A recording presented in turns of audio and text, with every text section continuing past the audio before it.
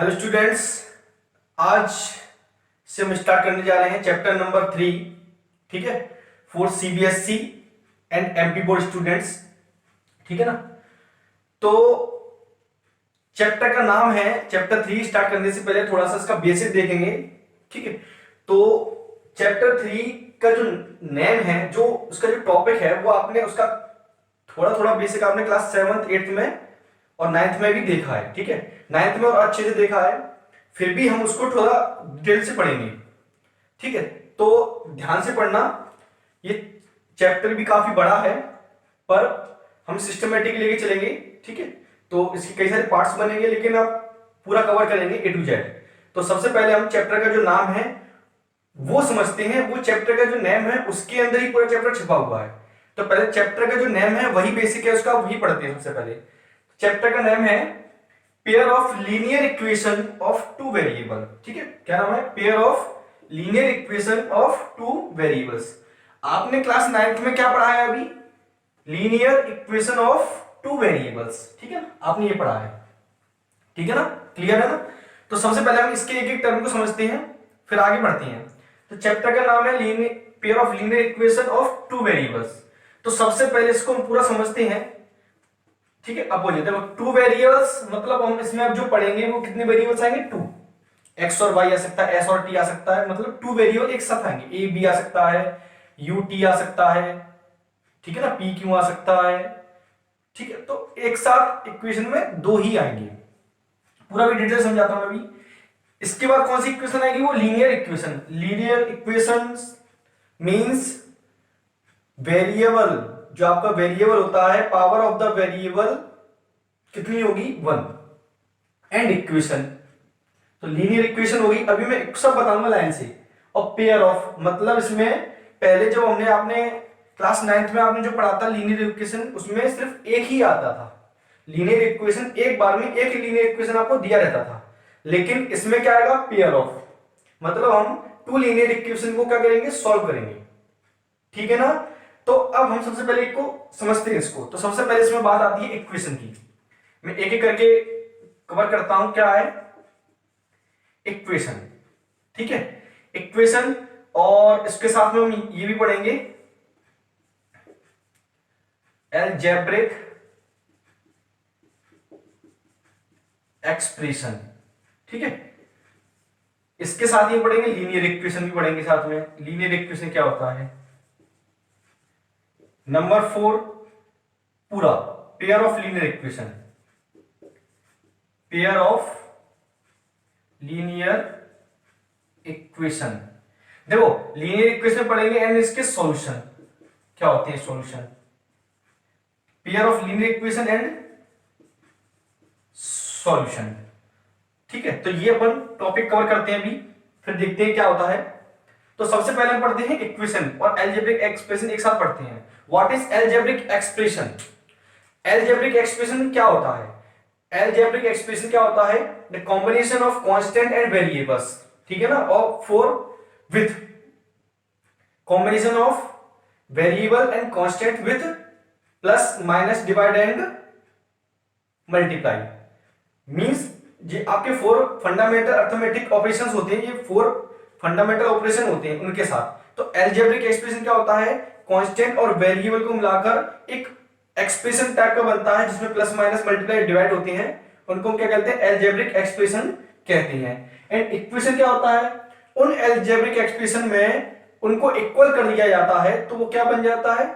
Equation बन जाता है। मींस ऐसे अलजेब्रिक एक्सप्रेशन जिनमें क्या आ जाता है? इक्वल आ जाता है, इक्वल का साइन आ जाता है, उसको हम क्या कहते हैं? इक्वेशन। एग्जांपल देता हूं आपको। जैसे मैंने एक एक्सप्रेशन लिखता हूं मैं, एक्सप्रेशन में लिखा 3x + 10। 3x + 10 क्या ये लीनियर इक्वेशन है? किसमें है? वन वेरिएबल में। ठीक है, linear equation in one variable. अब जब 2 आएंगे तो हम क्या लिख देंगे? ये है आपका वन वेरिएबल में, और एक में लिखता हूं 2 वेरिएबल में, जिसमें लिखा 3x + 5y। ठीक है, ये क्या है? आपके एक्सप्रेशन है। अब मुझे इनकी इक्वेशन बनानी है, तो क्या बनेगा आपका?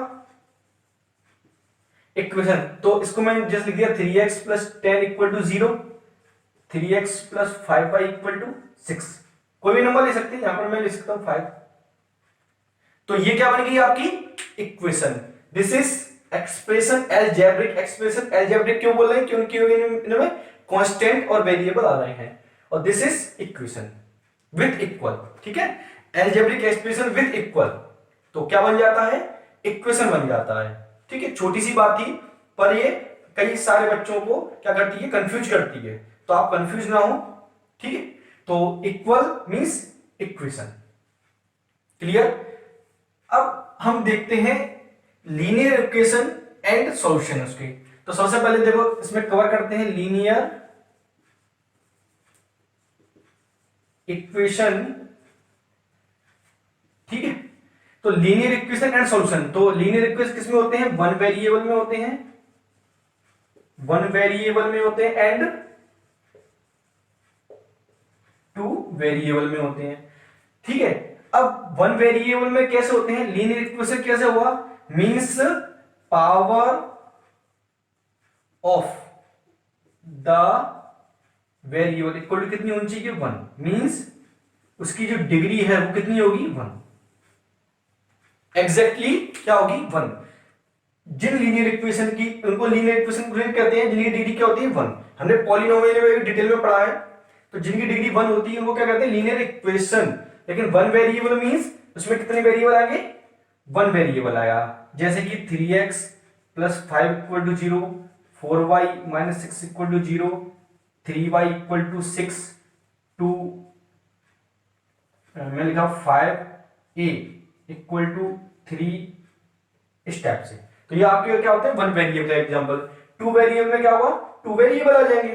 For example 2x plus 5y equal to 0, 3x minus 3y equal to 7, ठीक है। तो इसमें कितने वेरिएबल आ गए? 2, 3a plus 4b equal to 7, इस टाइप से।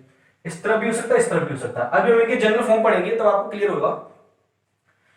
तो ये 1 वेरिएबल, ये क्या है? 2 वेरिएबल, ठीक है। अब हम इसका देखते हैं हम सॉल्यूशन। छोटे छोटे टॉपिक हैं ये, छोटे छोटे टॉपिक है, ज्यादा में कुछ है नहीं है। तो अब सॉल्यूशन क्या होता है? सॉल्यूशन क्या होता है?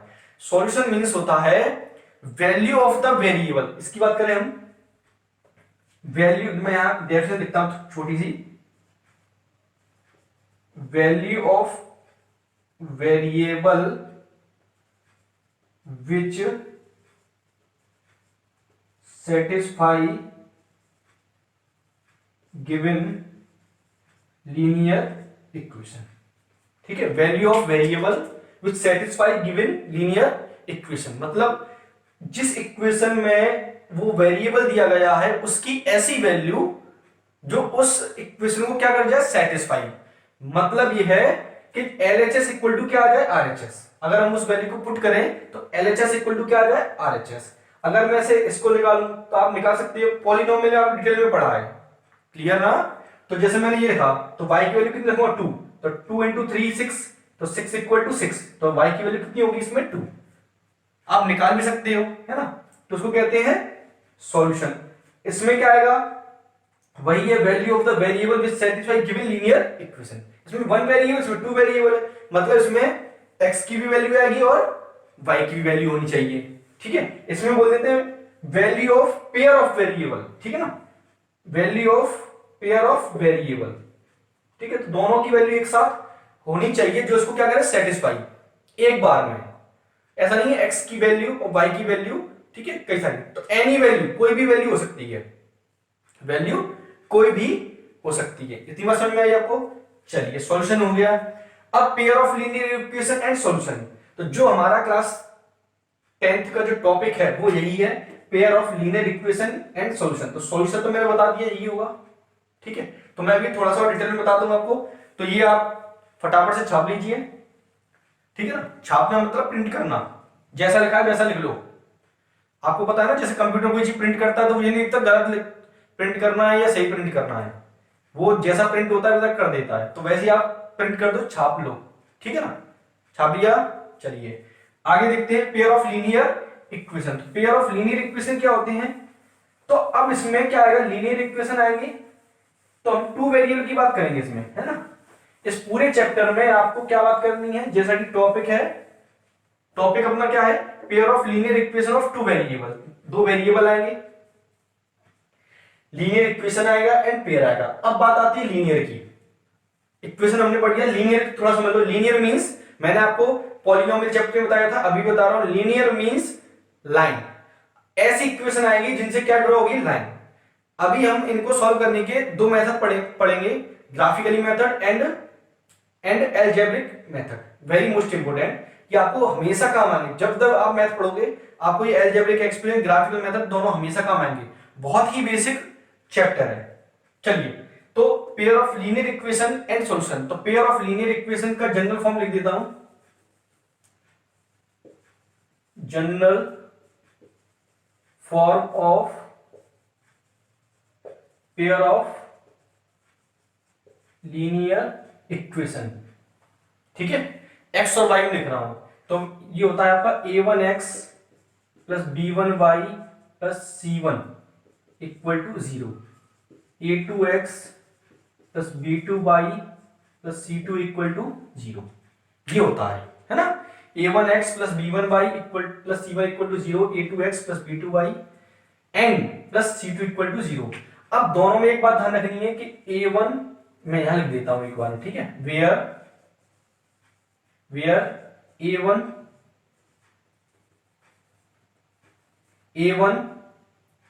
a2 b1 b2 is not equal to 0 and a1 b1 c1 a2 b2 and c2 are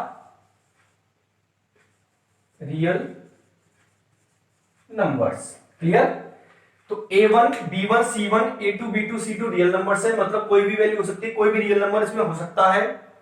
and very most important, a1 a2 b1 b2 की वैल्यू 0 नहीं होनी चाहिए। ठीक है ना, क्योंकि ये क्या है, टू वेरिएबल में है, तो दोनों वेरिएबल होना कंपलसरी है। क्लियर ना। जैसे हमने पॉलिनोमियल पढ़ा था, highest power of the constant of the higher power of the variable is not equal to 0। Clear. तो सबसे पहले x y है ना, a1 b1 a2 b2, तो आपकी ये वैल्यू 0 नहीं हो सकती है। c1 c2 की वैल्यू 0 हो सकती है। कांस्टेंट किसी भी चीज में हमेशा 0 हो सकता है। वेरिएबल, कांस्टेंट ऑफ वेरिएबल नहीं होना चाहिए, क्योंकि हमने टू वेरिएबल पढ़ना है, लीनियर इक्वेशन पढ़नी है। ठीक है, तो पावर भी 1 रहेगी एंड वेरिएबल कितने रहेंगे, 2। तो कांस्टेंट उनका जो कोफिशिएंट है वो क्या नहीं होना चाहिए, 0 नहीं होना चाहिए। ठीक है ना, इज दैट क्लियर। चलिए, अब हम आगे पढ़ते हैं इनके सॉल्यूशन। तो सॉल्यूशन क्या होगा, तो थोड़ा सा हम ग्राफिकली देखते हैं। सॉल्यूशन मैंने आपको बता दिया, वैल्यू ऑफ द वेरिएबल्स, ठीक है, set value of the variables which satisfy given two linear equation. मतलब सीधी सीधी बात इसमें ये है, मैं लिख दूं यहां पे, सॉल्यूशन लिख देता हूं, solution value of any pair of x y, value of any pair of, मैं एक्स वाई में लिखता हूं, pair of x y which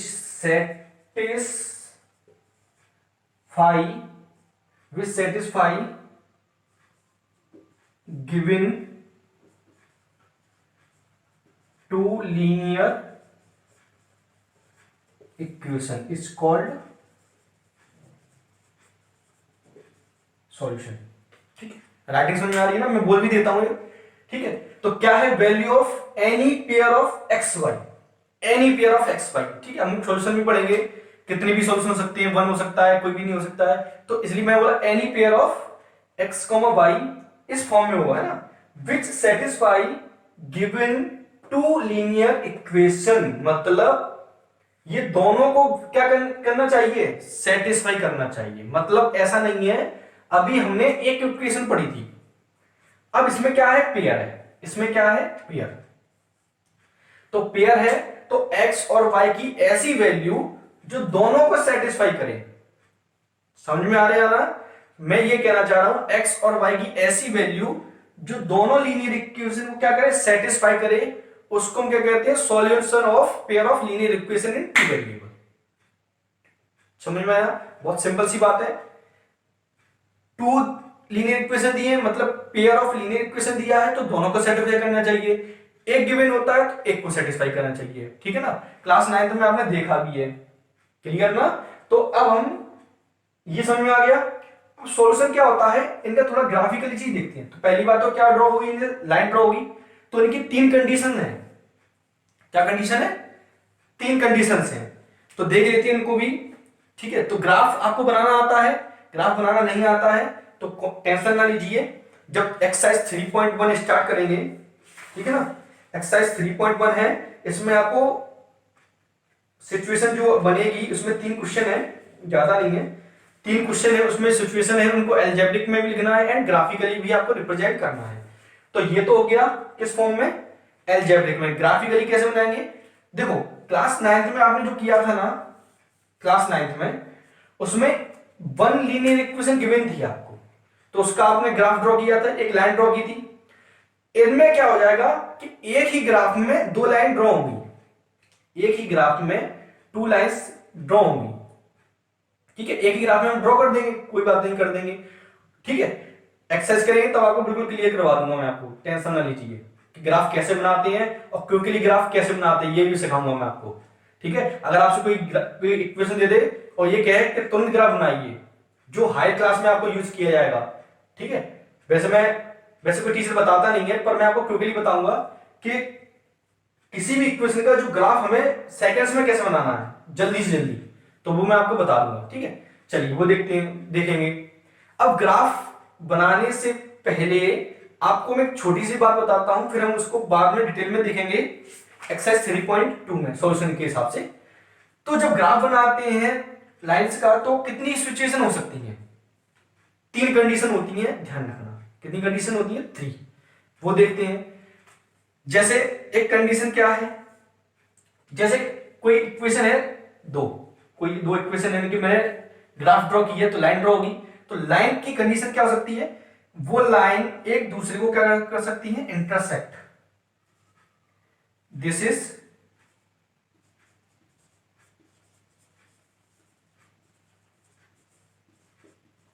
intersecting point, ठीक है? 2 lines are intersecting in any type of situation. मतलब ये है कि कई प्रकार से आपको सिचुएशन बन सकती है। देखो कैसे, ये इंटरसेक्टिंग पॉइंट है इसका।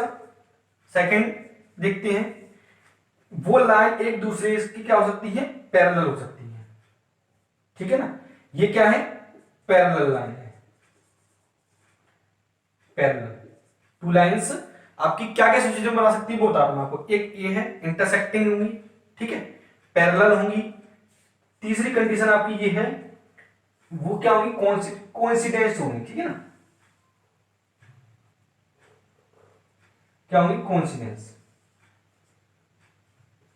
मतलब ये है एक के ऊपर दूसरी लाइन होगी। जैसे मैं इनका नाम दे दूं मैं, A B C D, A B C D,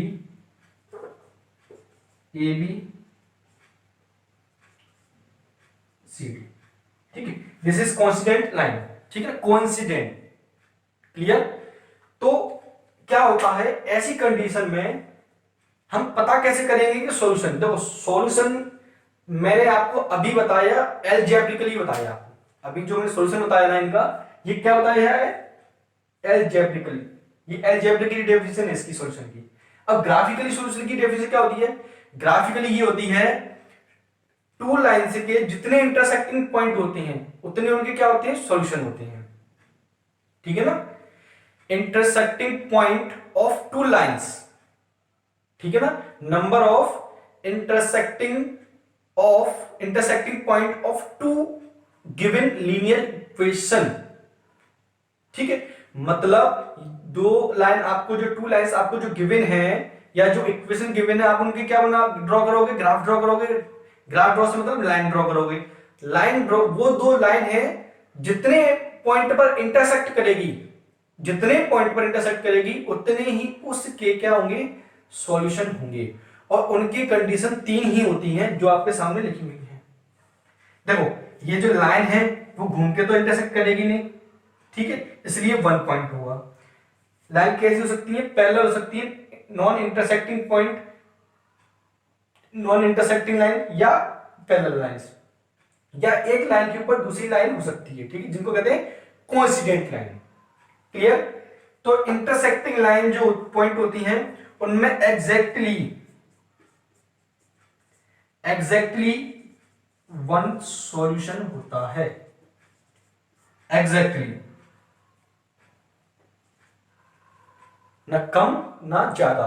इस टाइप के सॉल्यूशन को हम क्या कहते हैं, यूनिक सॉल्यूशन कहते हैं। क्या कहते हैं, यूनिक सॉल्यूशन कहते हैं इस टाइप के सॉल्यूशन को। अब जो पैरेलल लाइन है वो इंटरसेक्ट नहीं करेंगे, कर रही है, दैट इज नो सॉल्यूशन। जब इंटरसेक्ट ही नहीं कर रही है तो नो सॉल्यूशन।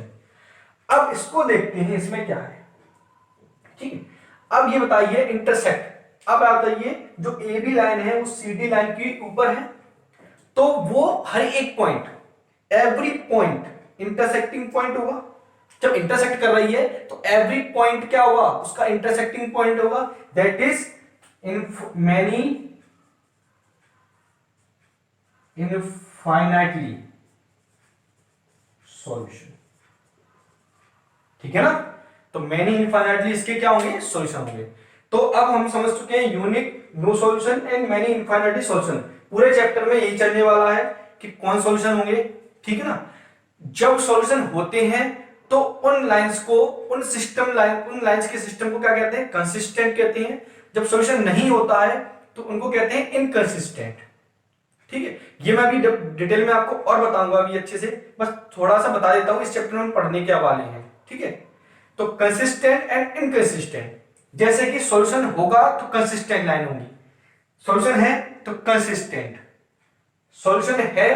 अब हम ये नहीं कह रहे कि मैं नहीं है, सॉल्यूशन तो है, consistent, no solution, inconsistent. Clear. तो अभी के लिए इसके इंट्रोडक्शन में इतना ही मेरे ख्याल से काफी है। जब हम चैप्टर की एक्सरसाइज पढ़ते जाएंगे तो और डिटेल से देखते जाएंगे, ठीक है। तो जैसा चैप्टर आता, जैसी एक्सरसाइज आती जाएगी वैसे उसका इंट्रोडक्शन पढ़ते जाएंगे, क्योंकि एक बार में इंट्रोडक्शन बहुत ज्यादा हो जाएगा इसके बारे में। मुझे आपको लीनियर इक्वेशन 2 वेरिएबल्स के बारे में बताना था।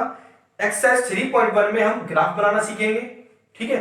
तो जब एक्सरसाइज 3.1 आप स्टार्ट करो, एक्सरसाइज 3.1 एंड 3.2 दोनों बात ध्यान रखो। एक्सरसाइज 3.1 3.2 के लिए आप ग्राफ, कॉपी, पेंसिल जो भी है वो आप लेकर रखें। जिनके पास बुक नहीं है उनके लिए मैंने बुक की जो डाउनलोड लिंक है वो डिस्क्रिप्शन में दे दी है, आप वहां से भी डाउनलोड कर सकते हैं, है ना। क्लियर। तो अभी के लिए इतना ही काफी है, आगे मिलते हैं एक्सरसाइज 3.1 के लिए।